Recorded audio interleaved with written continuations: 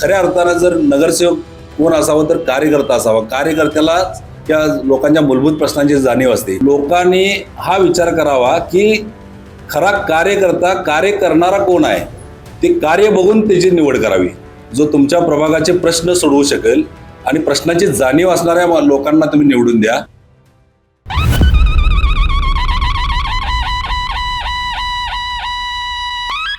दर्शक नमस्कार, के न्यूजमध्ये आपल्या सर्वांचं सहर्ष स्वागत. आमच्या न्यूज चॅनलच्या माध्यमातून सुरू असणारा कार्यक्रम मी नगरसेवक, आणि या कार्यक्रमात मी आपल्या सर्वांचं स्वागत करतो. कोल्हापूर महानगरपालिका निवडणुकांचं बिगुल वाजलंय. शहरात सर्वत्र आपल्याला निवडणुकांची रणधुमाळी पाहायला मिळते आणि याच पार्श्वभूमीवर आम्ही राबवतोय मी नगरसेवक ही मालिका. आणि आज आपल्या सोबत आहेत प्रभाग क्रमांक 13 मधील जनसुराज्य पक्षाचे अधिकृत उमेदवार रणजित मंडलिक साहेब. तर आज आपण त्यांच्याशी संवाद साधणार आहोत. साहेब नमस्कार. मी आमच्या या मी नगरसेवक या मालिकेमध्ये सहर्ष स्वागत करतो. तर माझा आपल्याला पहिला प्रश्न असा राहील की आपली राजकारणाची कारकीर्द कधी आणि कशी सुरू झाली?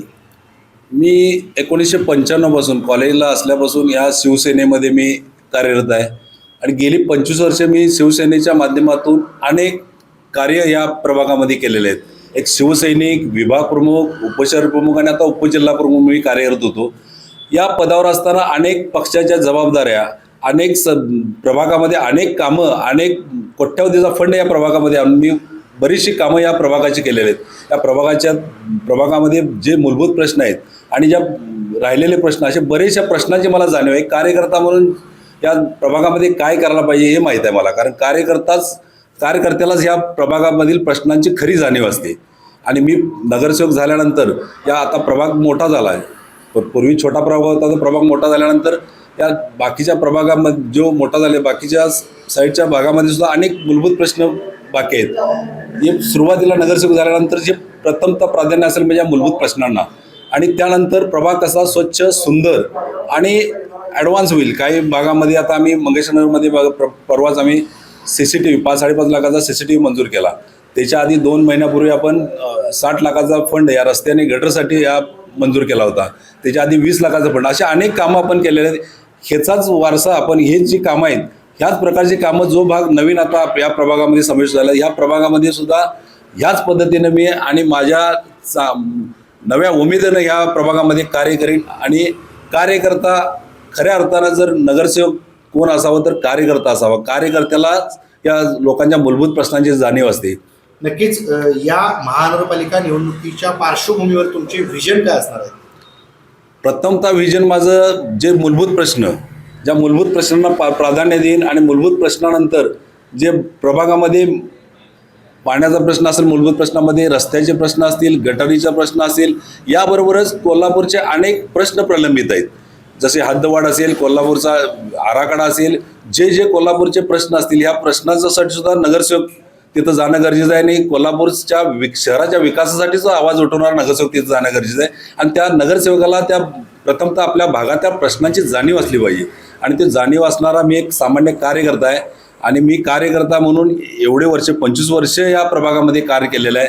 आणि कार्य करत आता 25 वर्षाच्या कार्यामध्ये मी अनेक प्रकारच्या कामं केलेले आहेत लोकांची. आपल्या प्रभागातील मतदारांना काय आवाहन कराल? मी मतदारांना एवढंच आवाहन करतो, आता माझी लढाई आहे ती धनशक्ती विरुद्ध जनशक्ती. लोकांनी हा विचार करावा की खरा कार्यकर्ता कार्य करणारा कोण आहे, ते कार्य बघून त्याची निवड करावी.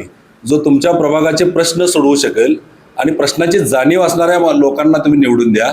आणि असा कार्यकर्ता मी कार्यकर्ता म्हणून तर 25 वर्षे गेली काम करत आहे. आणि खऱ्या अर्थाने मला प्रश्नांची जाणीव आहे. आणि तुम्ही लोकांनी सुद्धा जो खरा कार्यकर्ता आहे, तळागाळातून आलेला आणि लोकांचे प्रश्न समजून ते सोडवू शकेल, अशा लोकांना तुम्ही निवडून द्या. हीच माझी लोकांच्या पुढं. आणि त्यात पण माझ्या प्रभागामध्ये 2010 साली मी निवडणुकीला उभा होतो, त्यावेळी मला थांबवण्यात आलं. आणि आज 15 वर्षांना मला ही संधी मिळते. आणि 15 वर्षानंतर सुद्धा मला पक्षाचं, सेनेचं तिकीट मिळालं नाही. आणि ही सहानुभूती लोकांच्या पुढे आहे. आणि आज ही निवडणुकी जनतेनं हातात घेतलेली आहे. लोकांची सहानुभूती माझ्यावर आहे. जनतेला माहीत आहे की लोकांची कामं करणारा खरा कार्यकर्ता कोण आहे. आणि निश्चितपणे जनता माझ्या पाठीशी राहील ही माझ्या आशा आहे.